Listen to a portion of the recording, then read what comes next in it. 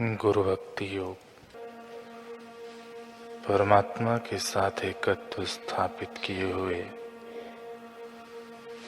आचार्य के पवित्र चरणों की धूली तो शिष्य के लिए अलौकिक अलंकार है।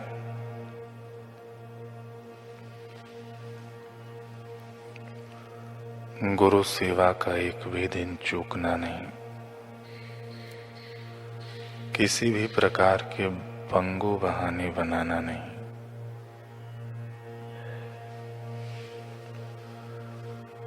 जो अपने को गुरु चरण की धूली मानता है, ऐसा शिष्य धन्य है। जो शिष्य नम्र, सादा,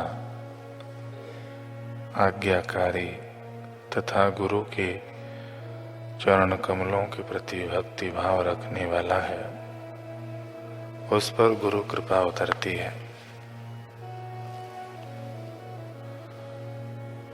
गुरु के कार्य का एक साधन बने।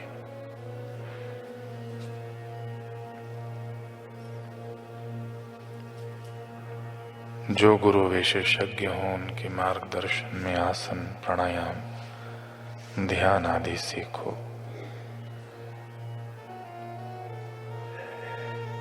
जिसकी निद्रा तथा आहार आवश्यकता से अधिक है, वह गुरु की रुचि के मुताबिक उनकी सेवा नहीं कर सकता।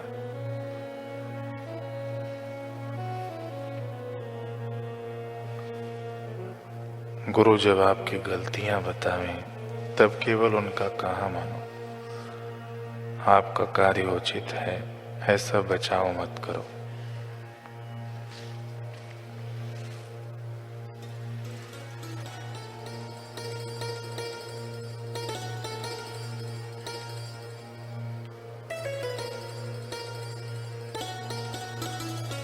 शिल्पाकार क्षेमेश्वर भारत के सर्वश्रेष्ठ मूर्तिकारों और स्थापत्य कला विशारदों में गिने जाते थे। शिल्पकार क्षेमेश्वर, उनका पुत्र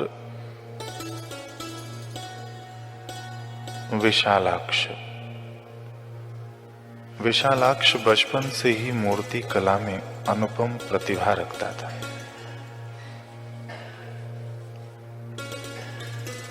पिता ने बड़े मनोयोग से बेटे को कला की बारीकियां सिखाई और पुत्र ने अपने पुरुषार्थ व एकाग्रता के बल से अनेक मूर्तियां बनाकर पिता को दिखाई।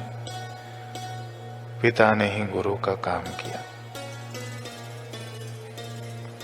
मूर्तियों को देखने वाले सारे दर्शक प्रशंसा करते नहीं आगाते, परंतु पिता क्षेमेश्वर उनमें कोई न कोई कमी निकाल रहे थे।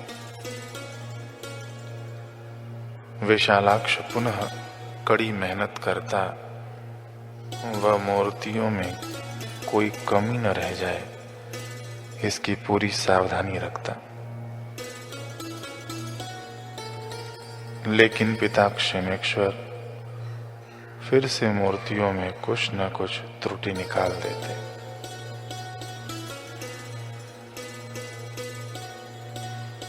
फिर से किए गए कठोर परिश्रम के बावजूद हमेशा विशालाक्ष को पिता का या कहो गुरु का असंतोष ही हाथ लगता।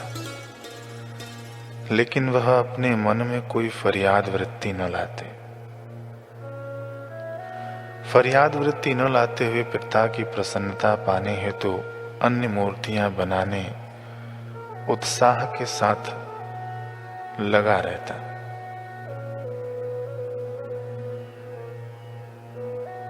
एक बार क्षेमेश्वर को कर्नाटक के महाराज का बुलावा उनके निर्माणाधीन मंदिर के दरवाजा,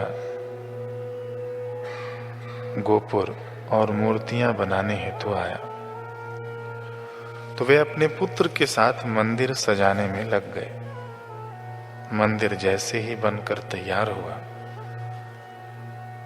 महाराज स्वयं देखने के लिए आए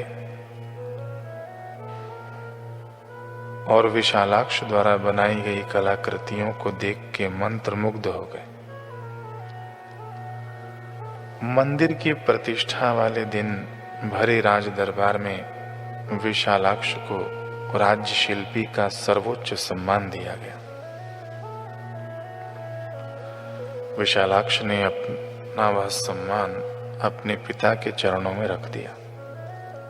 पिताश्री, मेरे लिए यह सम्मान बड़ी वस्तु नहीं है।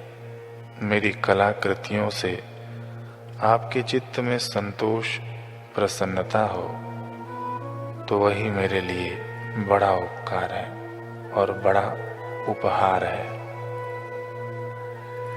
यदि आपके हृदय में मेरी कला से संतोष न हो तो मैं इस सम्मान को राजा को सविनय लौटाना चाहता हूं।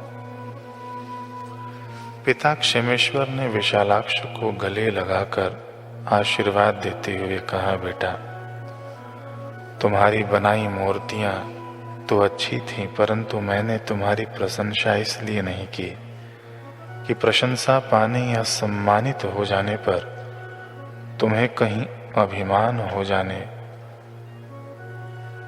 तुम्हें अभिमान न आ जाए, तुम्हारे आगे की उन्नति रुक न जाए।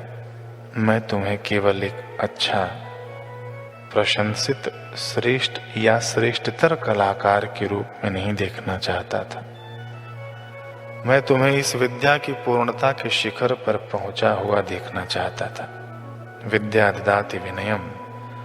आज मैं तुम में विद्या में प्रवीणता के साथ साथ अपने पिता, अपने गुरु के प्रति विनय एवं शिष्यत्व की पराकाष्ठा भी देख रहा हूं।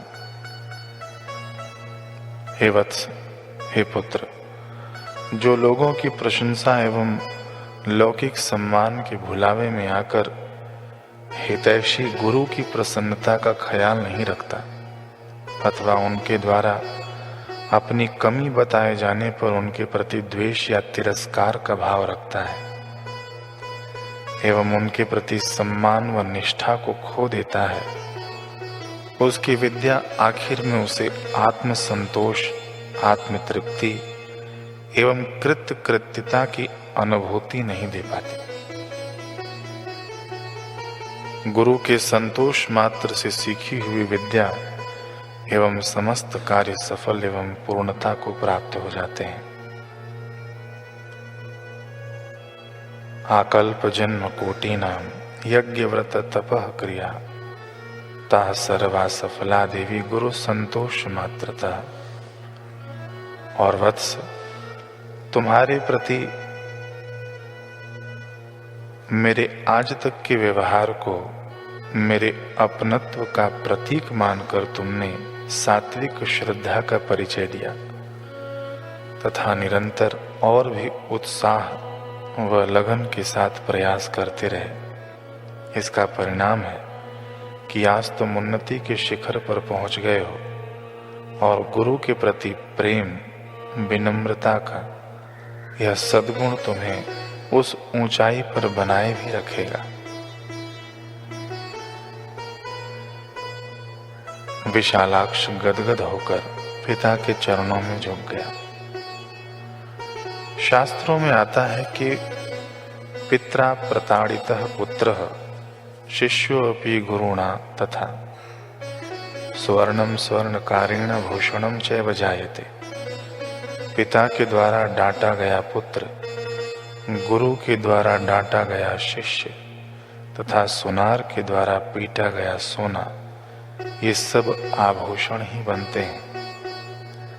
यदि किसी को आत्मानुभवी सद्गुरु मिल जाएं और उत्साह व लगन से उनके मार्गदर्शन में चलकर वह उनकी कसौटी पर खरा उतरने में सफल हो जाए तो लौकिक अलौकिक उन्नतियों के शिखरों पर तो क्या, वास्तविक उन्नति के भी शिखर पर पहुंच सकता है, अर्थात परमात्मा प्राप्ति भी कर सकता है।